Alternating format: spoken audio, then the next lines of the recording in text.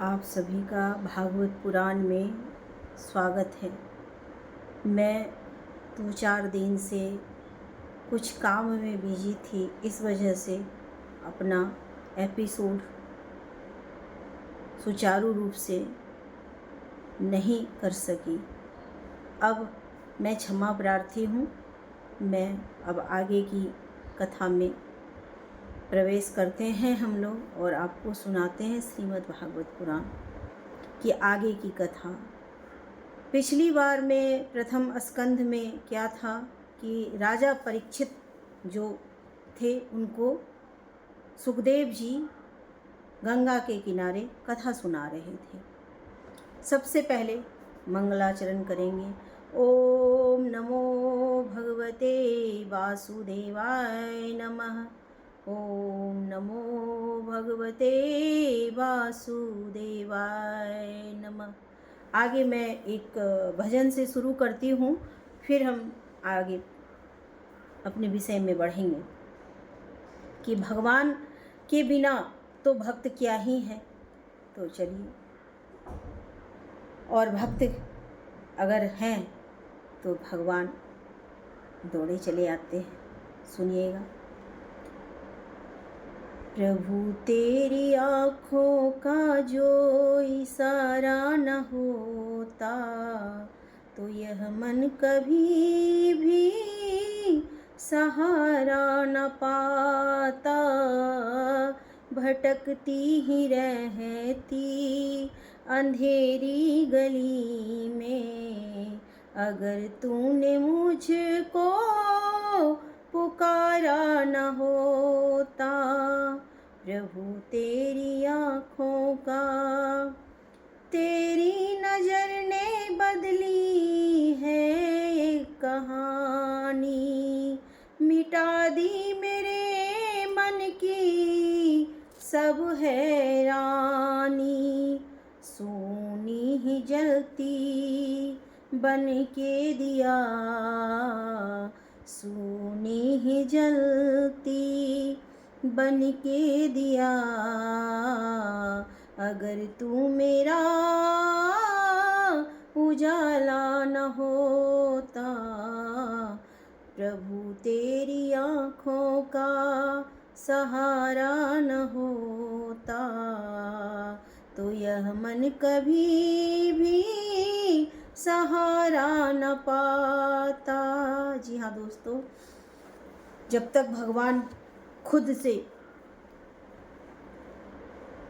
किसी व्यक्ति को किसी रूप में, चाहे वो पृथ्वी पर तो स्वयं भगवान आते नहीं हैं, किसी इंसान के जरिए ही जब तक वो एक सहारे का, उम्मीद का दिया नहीं जला देते हैं, तब तक इंसान की क्या मजाल कि वो आगे बढ़ पाए। तो चलिए, आज के इसमें मैं भगवत पुराण में जो है वो मैं बताना चाहूँगी कि पिछली बार राजा परीक्षित जो है वो गंगा के किनारे कथा सुन रहे हैं, क्योंकि वो श्रृंगी ऋषि से श्रापित हो चुके थे।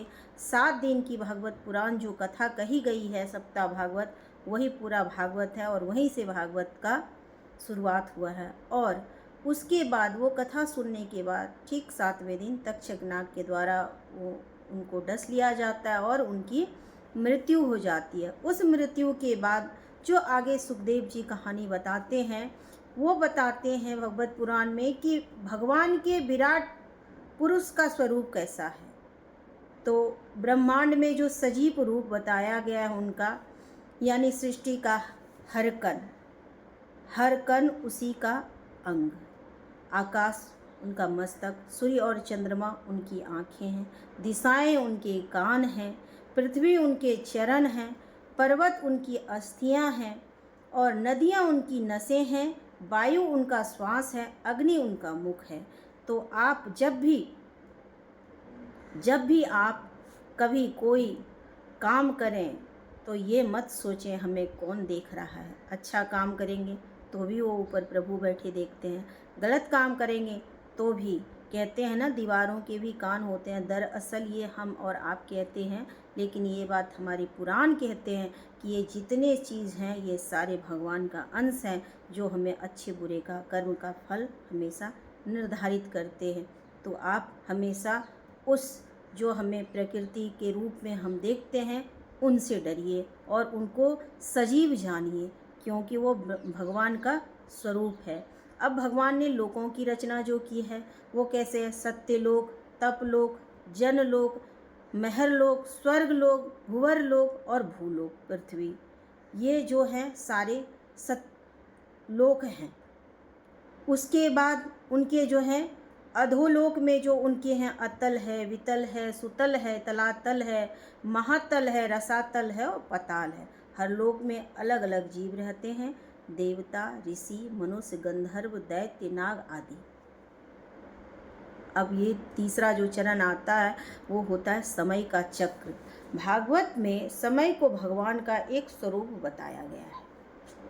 समय निरंतर चलता रहता है और किसी के लिए रुकता नहीं है। समय की गणना इस प्रकार है, 4 युग होते हैं, सतयुग, त्रेता युग, द्वापर युग, कलयुग। तो सतयुग जो है धर्म के 4 चरण पूर्ण, त्रेता युग में 3 चरण, द्वापर युग में 2 चरण और कलयुग में 1 चरण। चारों मिलाकर एक महायुग बनते हैं। 1000 महायुग ब्रह्मा का एक दिन, उतना ही समय ब्रह्मा की एक रात। ब्रह्मा का 1 वर्ष 360 ऐसे दिन रात होते हैं। ब्रह्मा की आयु 100 वर्ष। इसी चक्र में सृष्टि बनती है और बढ़ती है और फिर नष्ट होकर दोबारा बनती है। जो कहते हैं कि आत्मा अजर अमर है, कभी मरती नहीं है, एक नई शरीर को वो पकड़ती है और उसमें वो धारण करती है। इसी तरह से सृष्टि, स्थिति और प्रलय का चक्र बना गया है। सार क्या है कि विराट पुरुष की सृष्टि का आधार है, उन्हीं से लोग बने हैं, जीव बने हैं, समय चला है, समय के चक्र सब आता है और जाता है, लेकिन भगवान का अस्तित्व जो है सदा एक सा रहता है। इसलिए भागवत पुराण के विषय में जो हम कहानी के माध्यम से जानते हैं, उसके पहले ये भी जानना जरूरी होता है जो आप लोग आज जानें। आगे मैं आपको फिर उन्हीं भजन से जो मैंने शुरुआत करी थी उससे समापन की ओर जाएंगे। फिर आगे की कथा में जो इसमें पुराणों में भक्त हुए हैं और उन्होंने कैसे भगवान के लिए तपस्या की है और कैसे वो भागवत को प्राप्त किए हैं उसको मैं सुनाऊंगी। चलिए, ये जो 4 लाइन हमारी खुद की रचना की हुई भजन है और मैं उसको किसी जो सॉन्ग हैं उस पर मैं उसका बेस लेकर अपने गाने का रूप देती हूँ।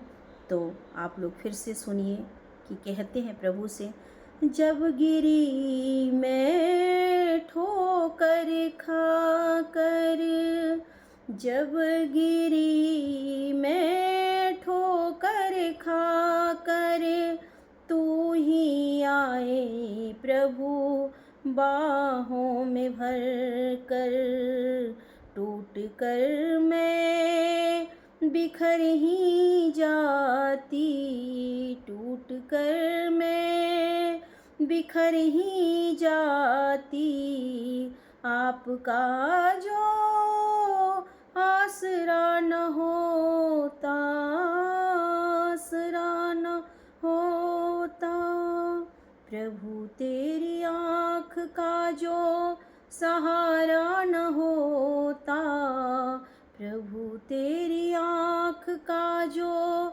इशारा न होता, तो ये मन कभी भी सहारा न पाता, प्रभु तेरी आँख का।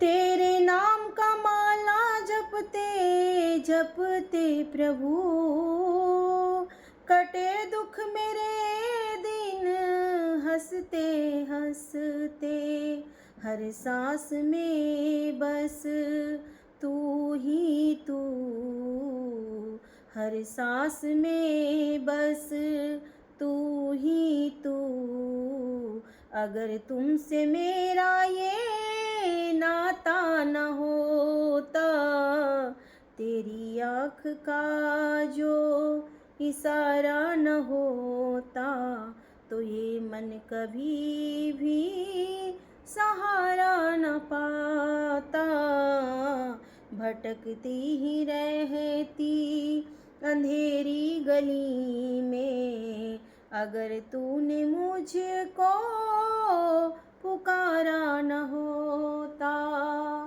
जी धन्यवाद। और आज कथा में इतना ही था, विश्राम देती हूँ कथा को। हरि ओम तत्सत, हरि ओम तत्सत। ज़रूर सुनिएगा इसको और लाइक भी कीजिएगा, कमेंट्स भी दीजिएगा, सब्सक्राइब भी कीजिएगा, क्योंकि देखिए हम मेहनत से आपके लिए वीडियो बनाते हैं और कुछ ज्ञान की ही बातें हैं बताते हैं। हमेशा कहते हैं ना कि कोई कथावाचक से अगर सुनने में घर सुनते हैं, मानती हूँ बहुत सारे ऑप्शन हैं, लेकिन कई बार क्या होता है, हम जैसे छोटे मोटे लोगों के भी माध्यम से आपको अगर कुछ जानकारी मिलती है तो ये मेरे लिए बहुत ही सौभाग्य की बात है। धन्यवाद।